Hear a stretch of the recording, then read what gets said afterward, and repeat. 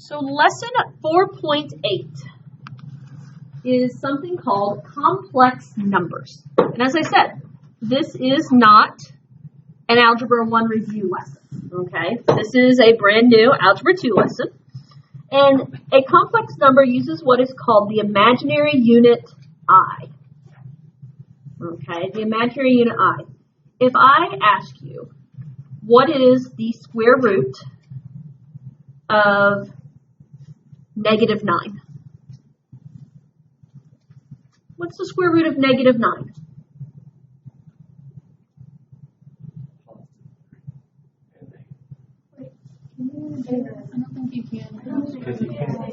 Okay, so some discussion here.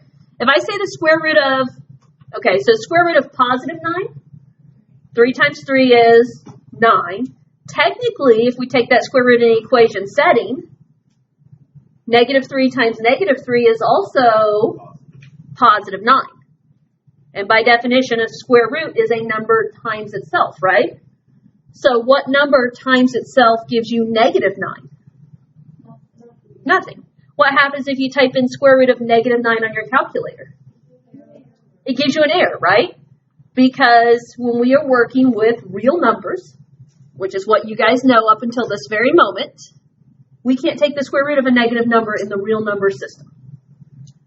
However, that changes today because we're going to start talking about complex numbers and the imaginary numbers. So the non-real numbers. Okay? And we will be able to take the square root of negative 9. And I'll talk about that here in a moment. But, okay, complex numbers uses what is called the imaginary unit, I. So not in terms of I being a variable like X or anything, but something called the imaginary. Okay, it represents this value. And the key you'll want to look at, notice what it says I is over here. I is the square root of negative 1. So basically, anytime you see a negative under a square root, what that means is we're going to put an I on our answer. It's going to involve that imaginary unit. So, okay, stick into your memories. I is going to be the square root of negative 1. Now, if I is the square root of negative 1, what does that make I squared? What happens if you do the square root of negative 1 times the square root of negative 1? What happens when you multiply a square root by itself? Yeah, when you do a square root times itself, square root of negative 1 times square root of negative 1 is just going to be negative 1. And so the other value here to know and become familiar with is that I squared is equal to negative 1. Okay, so I is the square root of negative 1, and I squared, anytime you see an I squared, that is just the number negative 1. Lock those two in your head, okay? So, notice what it says here. From this idea, we can square root negative numbers. So, for instance, the square root of negative 5. When I think of negative 5, well, first of all, do I know the square root of 5? I don't know the square root of 5, but when I think about square root of negative 5, I can break this up into negative 1 times 5. So negative 5 is equivalent to negative 1 times positive 5, correct? And if we break this into two square roots, this is the square root of negative 1 times the square root of 5. And what did we just say the square root of negative 1 is equal to? What are we learning about today? I. The square root of negative 1 is equal to I. And so right here, I square root of 5. And that's what you'll see, guys. As I said, when you see that negative under the square root sign, when we go to simplify that, we'll be writing an I outside of the square root sign. Okay? Questions before I continue? Or are we at a point that I should just continue and then ask for questions later, maybe? Might not be sure of your questions yet. Okay, so first thing we're going to practice here is simplifying our square roots. And we simplified square roots a little bit when we were working with quadratic formula. I said in January we'd have a whole chapter about simplifying square roots. But for today, we're just going to review some of the basics. Square root of negative 18. Any thoughts about the square root of 18 if you just ignore the negative for a moment?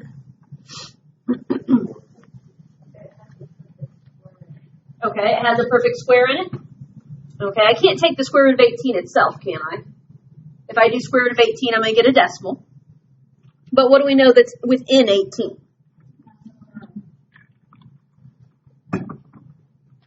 There's a 9 in there, yes? So what do you know about 18? 18 can be rewritten as,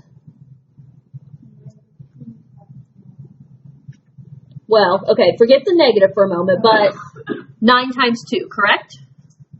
Now, what about that negative? What do you think I'm going to rewrite it as?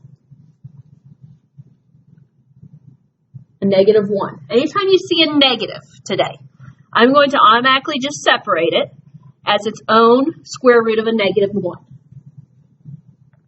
I will automatically always pull it apart from the other numbers. So you see how I've rewritten that? The square root of negative 18, square root of negative 1, times square root of 9, times square root of 2. Because is that true? Negative 1 times 9 times 2 is negative 18?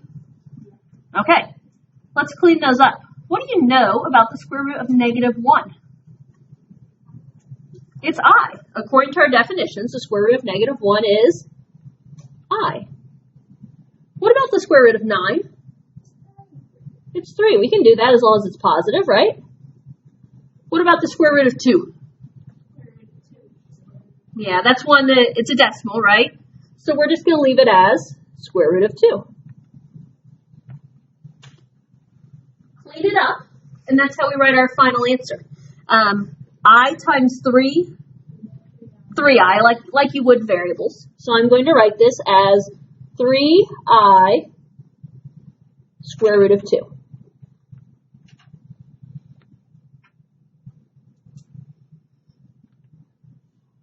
I just realized I probably should move that up for my virtuals because I was probably in the glare. Okay. You got an idea of how I simplified that? Okay, let's try B. Square root of negative 12. What are the pieces you see there that are important? Okay, when you look at 12, 3 times 4, and why is 3 times 4 the important pair to pick? Because 4 is a perfect square, yes? Okay. What about that negative?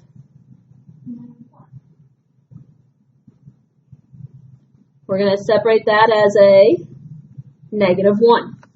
And I'm taking lots of steps here, just kind of as introduction day type thing. I get it if you can jump through some of this in your head and you don't have to have as much. I get that. So what's the square root of negative 1? I. What's the square root of 4? 2. What's the square root of 3? Square root of 3 still. So how am I going to write this? 2i square root of 3.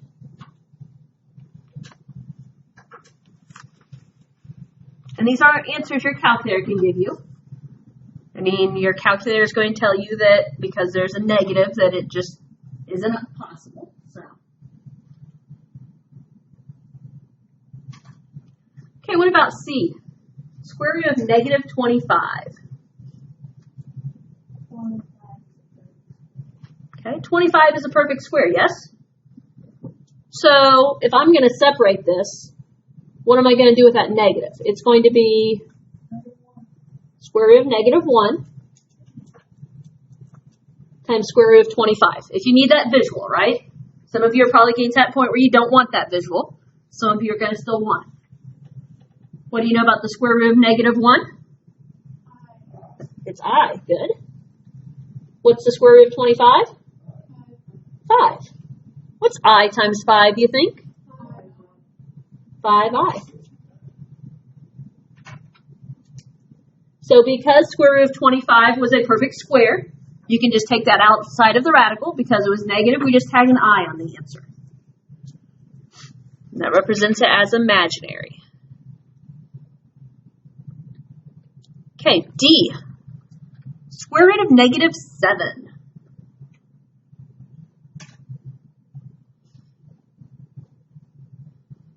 Well, what about that negative? We can separate as a square root of negative 1. What about 7?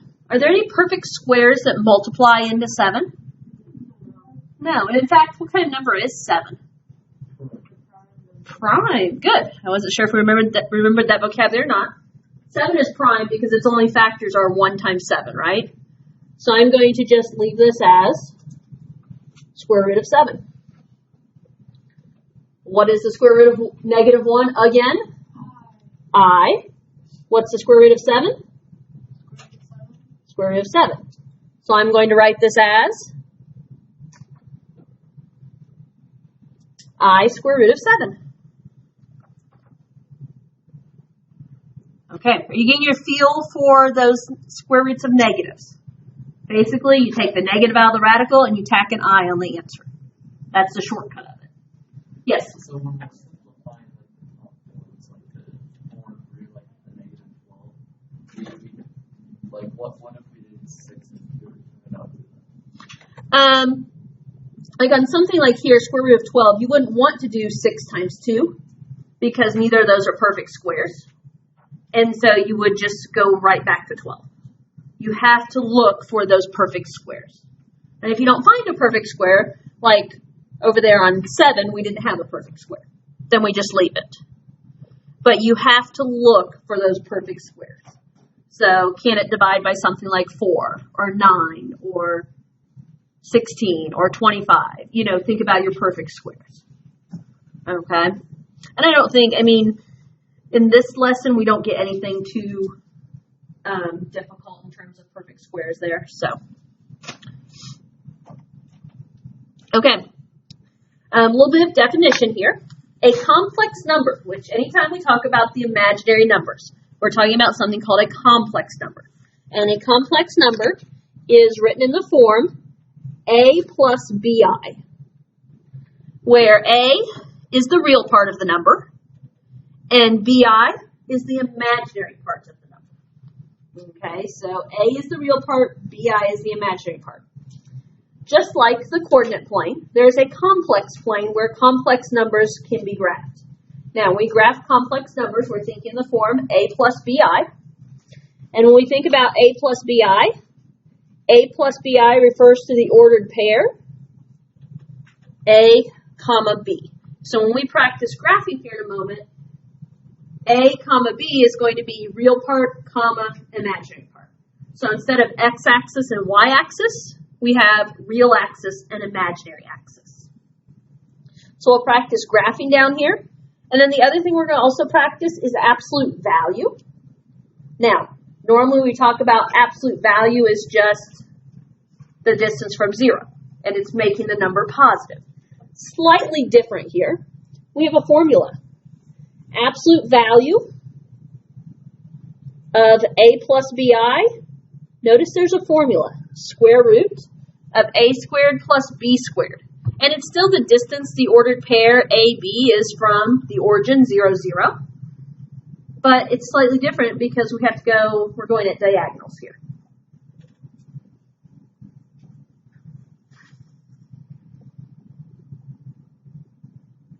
So we're going to be doing two things down here in example 2. We're going to be graphing each of these, and we're going to be finding absolute value.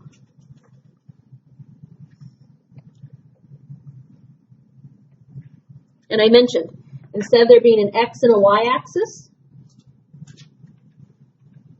think of it as a real axis, so an a-axis, and an imaginary axis, or in other words, a b-axis. So thoughts on graphing, -5 plus 3i. If I said the ordered pair is A, comma, B, what's that going to make my ordered pair here?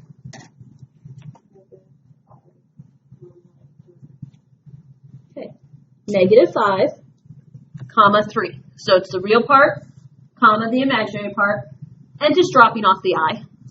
So how do we graph the ordered pair negative 5, comma 3? We go where?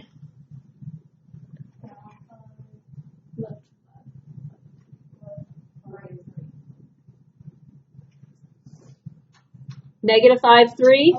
First number is left or right? Second number up or down? So left 5 and up 3.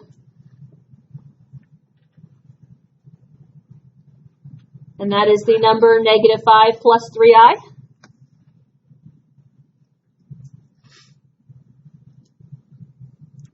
Now, what is the absolute value of negative 5 plus 3i? Or in other words, how far is it from 0, 0?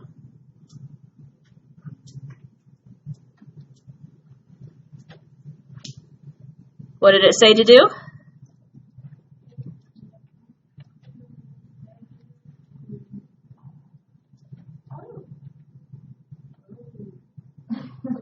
Absolute value of a plus bi is the square root of a squared plus b squared. So I'm going to be doing the square root of, what's a? So negative 5 squared plus, what's b? Just the 3 squared. So drop the I off. So negative 5 squared is 25. 3 squared? 9. 25 plus 9? 34. What's the square root of 34? Okay, the square root of 34. It's 5 point something, almost 6. My estimation skills tell me that. But for the purpose of what we're looking at, you can leave it as square root of 34. Yes? No. And good question. So we don't have to do the whole plus or minus the square root of 34? Why do I not need to do the whole plus or minus thing?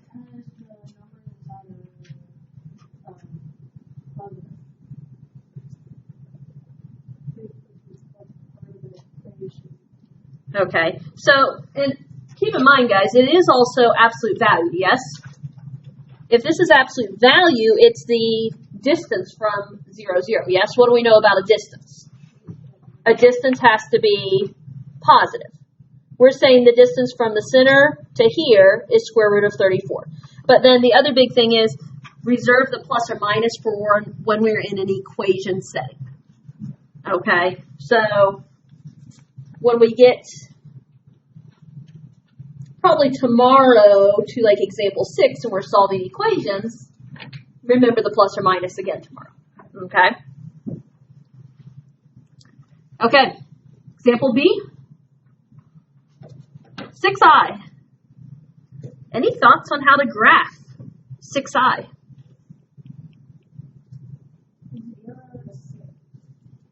Okay, so 6i could be written as the form 0 plus 6i, yes? In other words, what's the real part? There is no real part, so we think of it as a 0. So if I rewrite that as 0 plus 6i, realize as an ordered pair that is 0, 6. How do I graph the ordered pair 0, 6? Left or right? 0, up 6.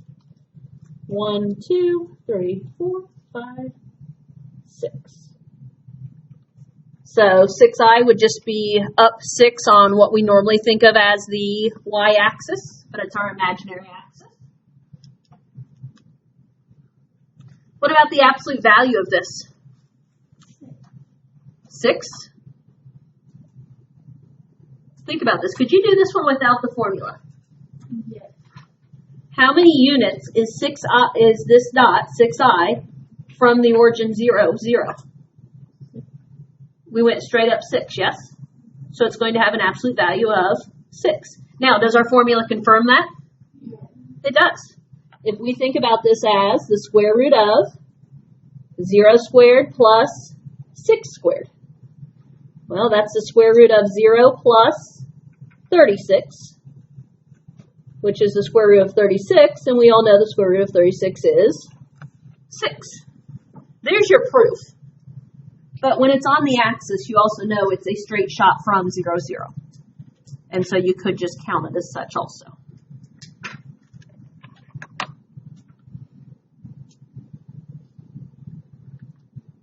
Okay.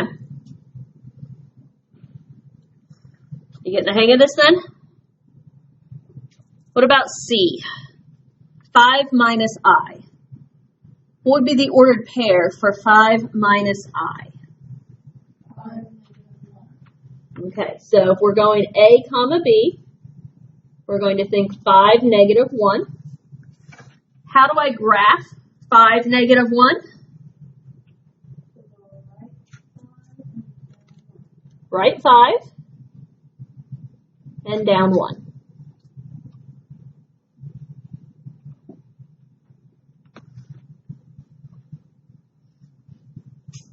Now, since this one's a diagonal from 0, 0, this is where the formula is necessary. Okay? So, how am I doing my absolute value? It's the square root of what? 5 squared minus 1 squared. But it's 5 squared plus negative 1 squared. 5 squared is 25. What's negative 1 squared? Positive 1. 25 plus 1 is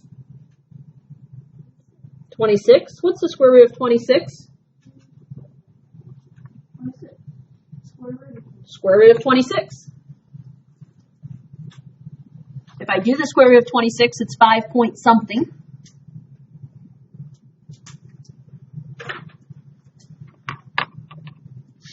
Okay. We'll go ahead and do this last one, although I think you guys have the gist of this. Okay, you tell me negative 3 minus 2i. What do you know? Okay, as an ordered pair, A comma B, negative 3, negative 2. How do I graph negative 3, negative 2? Okay, left 3. Down 2. See, this also serves as a review of how we graph, right? And what about the absolute value?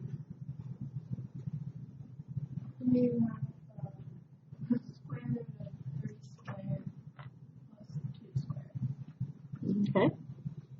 Square root. And I'm officially going to say of negative 3 squared plus negative 2 squared. But I think Peyton did say the square root of 3 squared plus 2 squared. Is that equivalent? Yeah. It is. Okay, those negatives when you're going to square them really don't mean anything. So what do we have here?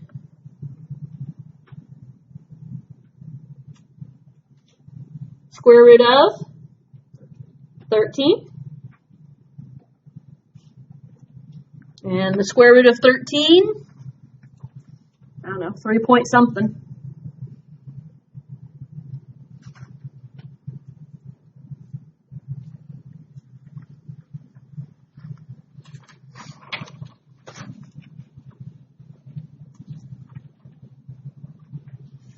Okay.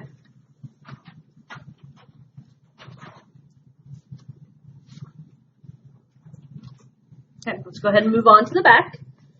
And basically, lesson 4.8 is anything and everything that we can ever do in the basics with i's, with our imaginary units. Okay, so we've talked about how to simplify a square root that involves a negative. We talked about absolute value. We talked about graphing. And between the next 2 pages, we're going to do a little bit of everything. We're going to add and subtract complex numbers. We're going to multiply complex numbers. We're going to divide complex numbers. And we're going to solve equations that our answers involve complex numbers. So there's a lot in this lesson. You guys know the Math Excel lesson will not be due tomorrow, but it will be out there. There are going to be parts that you know how to do. There's going to be parts that you don't know how to do yet. And that's, of course, your call of how much you want to figure out on your own, but I will go through and teach more stuff tomorrow. But we have time, so let's look at example 3. Example 3, what are we doing? Adding and subtracting complex numbers. So as we look at A, 4 minus 3i plus negative 4 plus 3i. Silly question, but I'm going to ask it. What kind of problem is this? This is an addition problem, yes? I know, it's a silly question, but I'm asking it because so often when you guys see 2 parentheses, what do you think? You think multiply, you think FOIL, don't you? Well, we'll get to that, don't worry, okay? I don't want you to feel left out that we're not going to FOIL. We will FOIL eventually, but when you are doing this, you have to be very careful because you're going to see them both in the same lesson. If there's a plus or a minus sign, we're not FOILing. We're just looking for like terms, okay? These parentheses are just kind of indicating, okay, this complex number plus this complex number. So when we look at like terms, what goes together here? What's this whole number of 4 go with? Negative 4. And what do we know about 4 plus negative 4? 0. Okay. And then what do we have in the way of our imaginary numbers? Negative 3i plus 3i. What's negative 3i plus 3i? 0. And what's 0 plus 0? 0.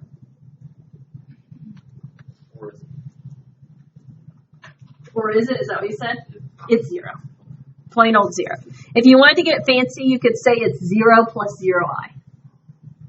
If you want the fancy version. But I don't even think Math Excel would require a fancy version on 0. Okay. I'm going to ask that silly question again, but I think it's important. Part B. What type of problem is it? It's a subtraction problem. And again, is that important to know? I think it is. Okay. So, what about your real parts? Real with real, imaginary with imaginary. So, reals. What am I going to do here? I'm going to do 5 minus negative 2. And what do you know about 5 minus negative 2? 7. It's 5 plus positive 2, which is 7. Okay. What about my imaginaries?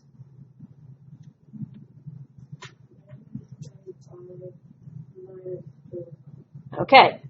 Negative 3i minus 4i. Because that subtraction goes with everything in the second parenthesis, right? So negative 3i minus 4i is what? Negative 7i. So you could say your answer is 7 plus negative 7i. However, I prefer to just go straight to 7 minus 7i. Would it be 7 minus negative 7i? No. So why? You just go with whatever the sign is. So this sign came out to be a negative or minus 7i. So you just put the sign there. The sign up there doesn't carry down like the last one, right? No, because you're doing this complex number minus this complex number. Okay, and even here, it was just 0 plus 0. It's not really that sign carried down. It was just putting 2 zeros together. Now, are you guys okay with how I did that? Because the other option would have been, and I don't know how you guys feel about it, did anyone want to instead distribute this minus sign to everything in that second parenthesis? That's a valid option where you could have rewritten this as still 5 minus 3i. Minus negative 2 really makes it plus 2. And minus positive 4i is minus 4i. So if you would have rather have worked, distributed that minus and then just put like terms together, 5 plus 2 is 7. Negative 3i and negative 4i is minus 7i. If that works better for you, that's fine too. Okay, yes. Why don't you subtract the 7? So why don't I do 7 minus 7i? Why don't I do 7 minus 7i? Because what's this 7 have on it? Because it has an I. It's just like, can we do 7 minus 7x? Okay, it's just kind of that I kind of almost acts like a variable, and it makes them so they're not like terms. Okay, so at this point, it's a real part minus the imaginary part that this is the best they can do to go together. Okay, valid question. Okay, you ready for C? What do you notice about C? Okay, there's 3 parentheses. In between the first 2 parentheses is an addition. In between the second 2 parentheses is subtraction. Look for like pieces, yes? What do I have in the way of real pieces? 7 plus -3 and what? Except that it's -3 because it's being subtracted, yes? So what is 7 plus -3 minus 3? 1. Because 7 plus -3 is 4, and then 4 minus 3 is 1. So my reals turn out to be a 1. And now, imaginaries. What are my imaginaries? -2i plus the middle parentheses, so plus I, minus the last parentheses, so minus -2i. So, -2i plus I is -i. What do you know about minus a negative? It's plus a positive. So, plus 2i makes it 1i, so plus I. And I put a plus I because it is a positive I.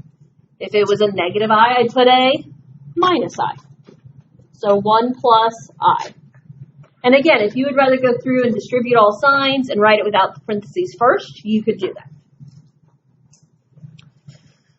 Okay. Where am I at? 11 o'clock. That's probably a good place to stop. I'd really like to get one more example in, but I think I will stop there. Notice, what do we get to move into tomorrow? Multiplying. Whether it be distributive or whether it be FOIL. Now, tomorrow you will have to go back and remember the value of I squared, because all of our answers will have to be in the form A plus BI. So you will never have an I squared in an answer. And based on the fact we haven't really gone into that, there's a little bit of homework you could work on tonight, but there's probably a lot of it you'll want to wait on. Okay?